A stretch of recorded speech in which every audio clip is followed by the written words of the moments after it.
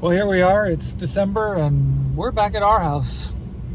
We weren't expecting this, but The road trip's over.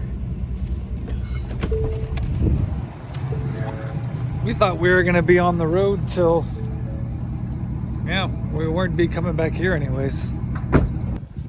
So, we're back. Time to unload, get everything put away. We'll unload this,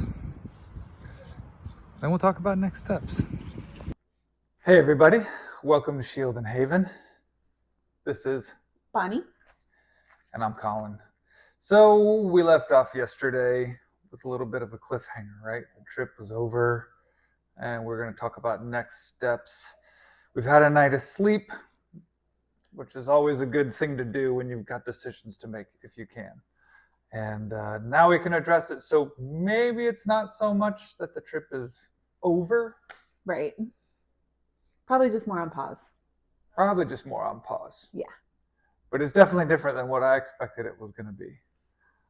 In any event, we have now been on the road 5 months, landed back at our house yesterday. Yep. Last video that we did as a group, we were in North Carolina. Yep. As a family? Where did we go after that? Oh, wow. Okay, so we really went all over the eastern seaboard, all the way up to Niagara Falls. We were Virginians for a short amount of time. We hung out there. Pennsylvania, we got to see Amish country and the amazing and very somber battlefield. Gettysburg, Yep. Then we went over to, we got to see some great friends in Connecticut, and we were really spoiled and blessed by them. We got to go see... Well, from Pennsylvania, we went up to Niagara Falls. Canada side, American side. Canada side has a better view, not going to lie. But because the American Falls are bigger and better. American Falls are bigger and better. It's not as built up. It's more natural. It's beautiful. Yeah. From Niagara back down to Connecticut, where we visited with friends, then on up. Yeah, then it was New York City. We had some friends who came and met us. Yes, for 3 weeks, which was... what a godsend. It was such a beautiful thing for our kids to have kids their ages, for us to have one of my best friends with us, and for us to have another family to enjoy and see all the sights together, and to go through all the hardships on the road together, and to just be able to laugh. You got to be able to laugh, and you have to find the people and your tribe and your life that allow you to not just see the hard, but to see it together and to get through it together. And we'll touch on some more like realities of road trip life or RV living. I plan to do a couple videos. If there's other people thinking about doing this, where we could talk about, here's what we found that you should have, what you shouldn't have, things like a tire pressure monitoring system after 3 blowouts in 4 days. That was rough. But that's another video. So having the people come up was really cool. We'll talk more about the challenges of road tripping and RVing later. But then we went, New York, Boston. Boston was cool. Did whale watching. Yeah. Well, that was in Maine. That was in Acadia. New Hampshire, which is an amazing state. New Hampshire is absolutely beautiful, surrounded by the liberalness of the states around it. Oh, speaking of which, I'm wearing a shirt. Lightning Strike Arms sponsored today's video. Not really, but they are a good gun store. If that's your thing, I'll put a link below. So New Hampshire, amazing state. Live free or die. Love that motto. Yes. On over to Maine, where we did Acadia National Park. Beautiful. Spectacular. Pretty amazing. But the rest of Maine you can keep. Then back down. Toll roads in Pennsylvania suck. And they're expensive. Yeah. And we realized some issues with the rig. We fixed, had realized our freshwater tank was leaking pretty badly. I've done a video on that. If I can figure out how to link that in these videos, I'll put it somewhere.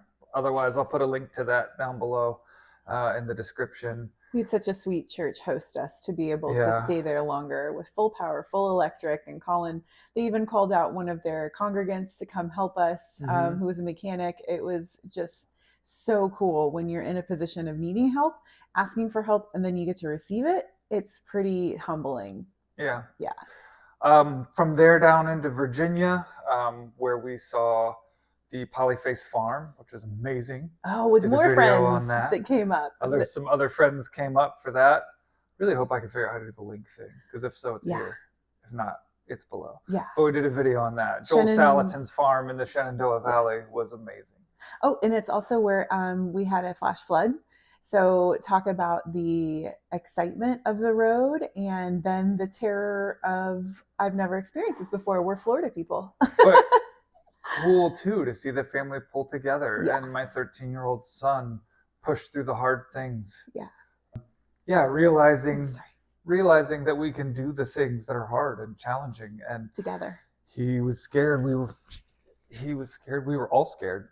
But 20 years in law enforcement has helped me to be able to recognize when you're scared to push through, and you do what needs to be done. You focus on the task at hand and you get it done. But my kids hadn't experienced that, and they did, and they pushed through it, and it was such a powerful learning experience. Then from there over to visit family in the Carolinas, where the hurricanes hit, surprisingly. Yes. All the way up to South Carolina. It was bizarre. Were without power and water for a week. Yep. Thank God we had paid attention to our friends and listened to other YouTubers who do RVing, to where you need a generator and you need those kinds of things. Again, a later video, but we were able to push through. We had water, we had power, we had the things we needed. On to a family wedding in Georgia. Yes. Where Hiawassee. My son and I made a run back down here. We were only here for like 2 nights, cleaned up some storm damage, took him to an appointment he needed. You got to experience life in Florida without power and electric. Yeah. Hurricane season. He's usually deployed, right?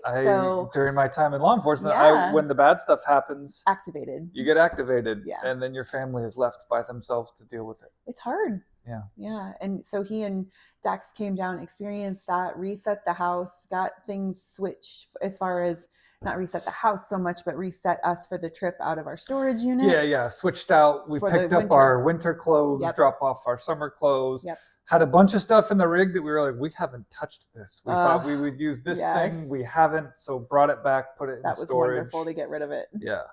And most families who do this full time don't have that opportunity or privilege to do that. So it wasn't missed how all of these steps had fallen into place without us even intentionally doing that. That was really cool to us. Was, oh my gosh, we still have this opportunity. They got to see some friends while they were back. Everybody was very distracted, understandably. Helene and Milton were awful hurricanes. And blessedly, our farm and home did not receive any damage. So just down trees, totally his blessing up here on the ridge. Mm-hmm. So we were shocked, amazed, and humbled also by that turnaround. And then we pulled out to see more family in Arkansas, which was wonderful. Right? Arkansas is beautiful. The Ozarks are amazing. Yes. I could definitely see relocating there. Yep. Stayed there for a couple days. Doors just don't seem to be opening right now, but that's okay. Yep. We went from Arkansas, and then we went like through Mississippi and had the blowouts and up into Arkansas, and stayed at Hog Valley RV Resort, which is a really solid place if you're traveling through Arkansas. That's a good place to stop. It's in Fayetteville. We got out right as the LSU game was happening, and then headed across Kansas, which is probably the most boring drive ever. We've done it twice now. And we went up through Oklahoma this time, though, so that was really pleasant. We enjoyed going through Oklahoma. Yeah, eastern, kind of northeastern, especially Oklahoma, is really pretty. And then across Kansas, had our final blowout across the Colorado line. Hey, shout out to my Coloradians out there. That's my native home country, where I was born, in God's country out there. First time we've had somebody actually, besides us calling for help, that somebody pulled off and offered to help. Was Good old there cowboy pulled in over. Colorado. Yeah, he was great. And he was wonderful. $1,100 later, all 4 tires got replaced with semi-trailer rated tires in Lyman, Colorado. God put us in a great location to be right across the street from a truck repair shop. They got us switched out that day on into Colorado. Yep. Where she was born in Colorado, but all her family's out there, and we've only been there here and there to visit. and we were there for 6 weeks. Yeah, 5.5 weeks. And I say, this was the first trip where we didn't get throat punched by a time change in altitude.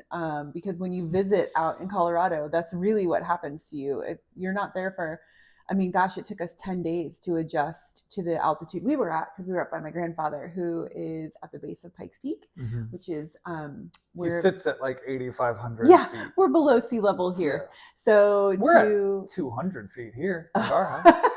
It's like a Florida mountain. So to climb to that altitude, adjust, and then the guys went and did a hunting trip. So they went out and hunted elk. Legitimate, like backcountry, crossed over the continental divide, stayed in her grandpa's RV.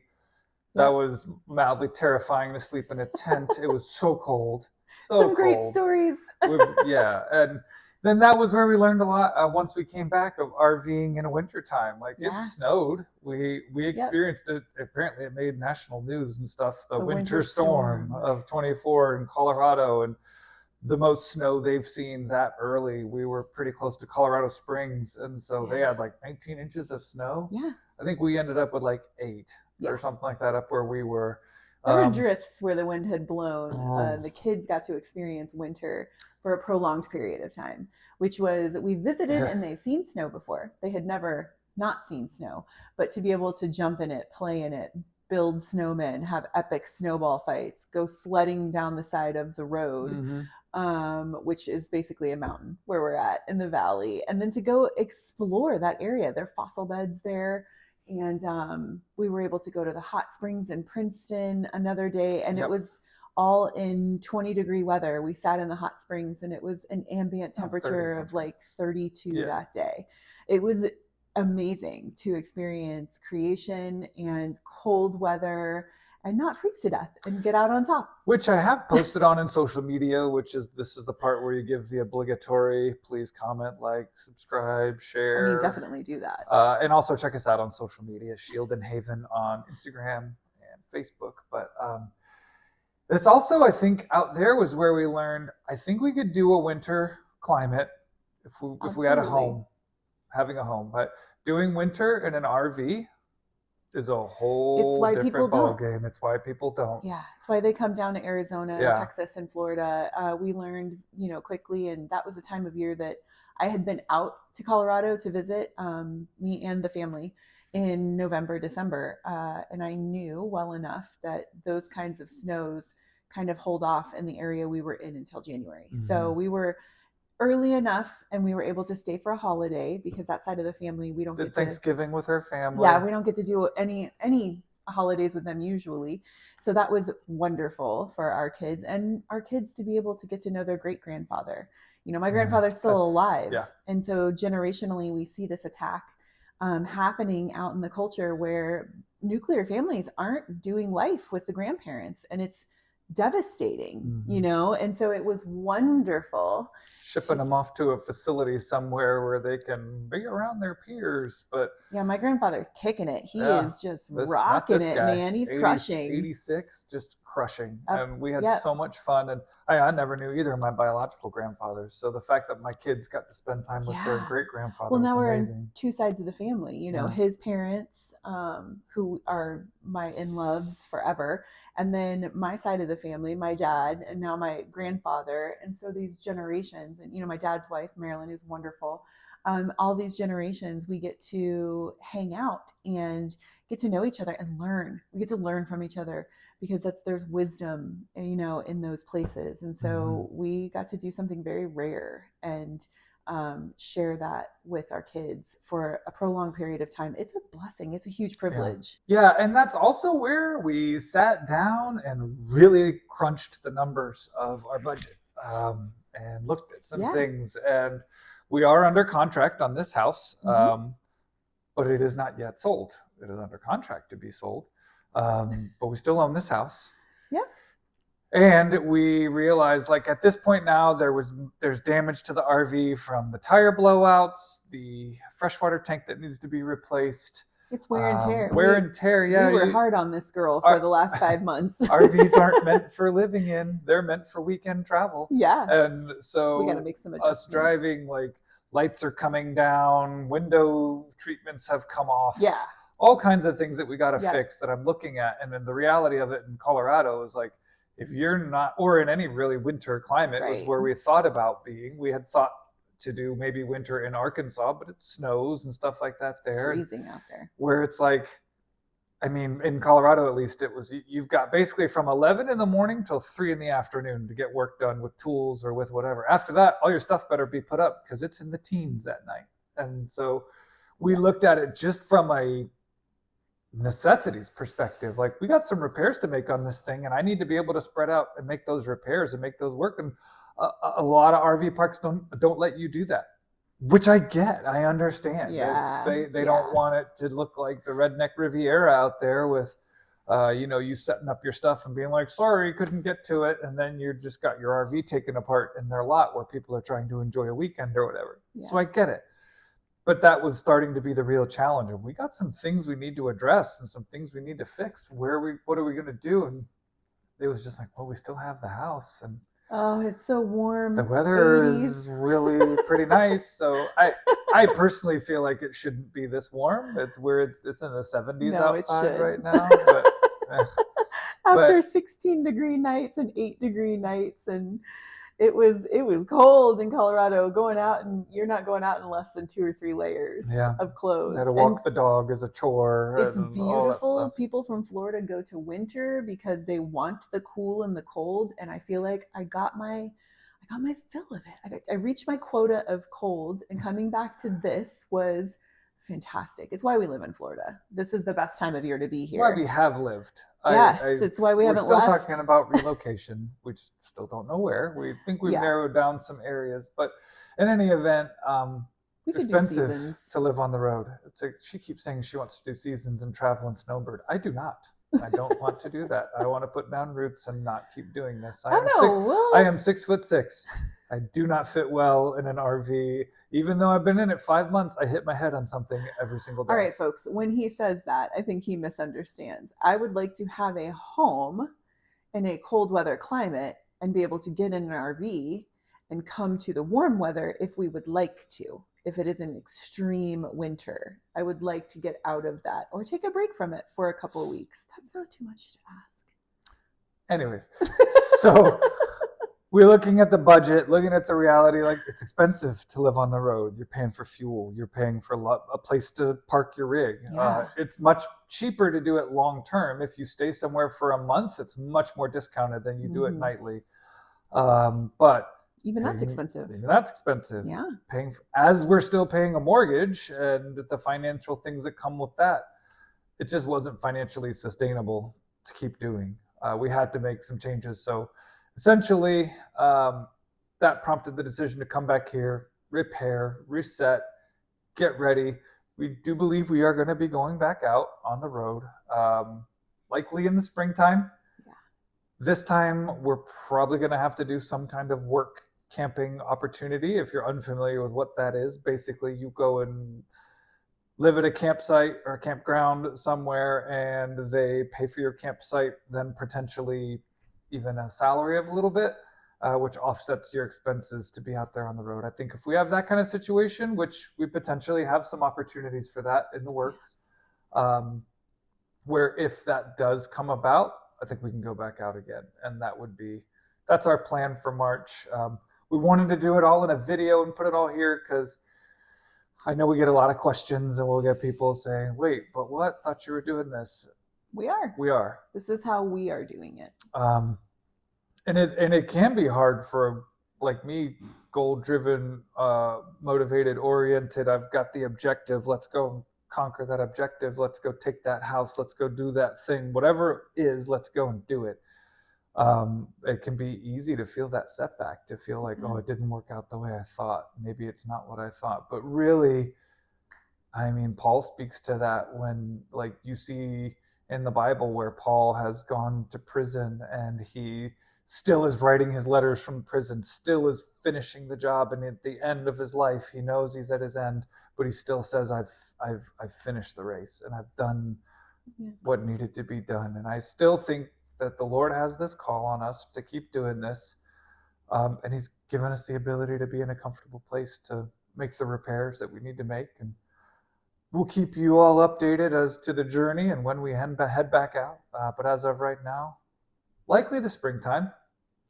Well, and I think what we haven't done well as a law enforcement family, maybe just a lot of families are plagued by this that aren't even in law enforcement, is prioritized rest. Mm. And so the road is an exciting and wonderful and terrifying and enjoyable and incredible opportunity to connect with people, kind of a thing, and see creation in a way you would never be able to see creation, because you can go and explore and have so much more freedom to do that in places you would have never thought you could go. And it's takes a toll on you. Mm-hmm. And so just like anything in life, if you're not prioritizing rest, your body will show the score. It keeps the score. Yeah. So, stress and long time, it's why people take vacations and breaks. And so whereas this can be viewed as an extended vacation, what it really is it's work and intentionality, and it's punctuated by wonderful times of connecting with family. But if we don't prioritize rest, we will get to a place where we can no longer go. The wheels will literally come off. And that's advice for all of you in law enforcement, for as first responders. Take some time to rest. This time, I tell you what, we'll leave off with this. You want to be confronted with some things in life, go RVing with your family for an extended period of time. What do you mean by that? I realized that it was really easy for me to go to work when things got a little challenging. Disagreements with her or issues with the kids or whatever. Like, well, got to go to work, got to go do the things, got to go save the world, got to go be important out there. Realizing really the importance is here. You've got to make money. I get that. But in that world, and especially for me, it was easy to go to work and just lose myself in that because I was good at it, I think. And I enjoyed being there and having a purpose. But your purpose is your family. Your purpose is the life the Lord's giving you. And so what are you doing for that? What am I doing for that? So it made me have to face up with, I can't just walk away and be like, sorry, I got to go to work. We had to figure it out. Had to hear some things from the kids and that maybe aren't so great, easy to hear, but important and make you a better parent and better person, I think. And just to dovetail off of that, I think what we've seen with communication in our family is that it's a two-way street. So it's not just about me as a spouse being frustrated and saying you're doing it wrong. It's about me as a spouse saying, how can I help you? How can I do things better? And how can I affirm you? Because you're struggling, and this is a transition. We're in retirement transition still, and everybody will be there one day. We hope for you because it's necessary. It doesn't mean that you stop working.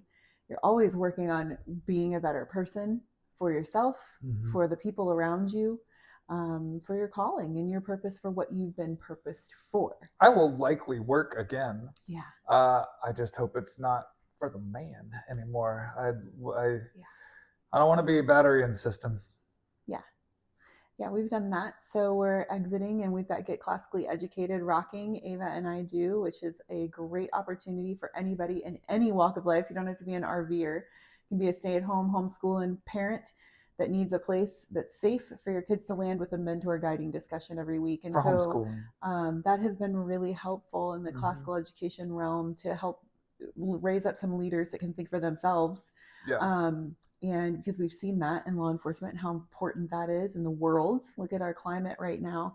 And Colin's been able to step back and support that for me and the kids and make sure and prioritize and just step into a place of selflessness that he has just beautifully modeled for us as a leader in the family. And so he's stepping into a different leadership role in a more intense role for his family. And so this time of rest is really important for all of us so that we can just kind of rejuvenate, and it doesn't feel, we're not in our home. This is a house now. We've emptied it. It's pretty bare bones.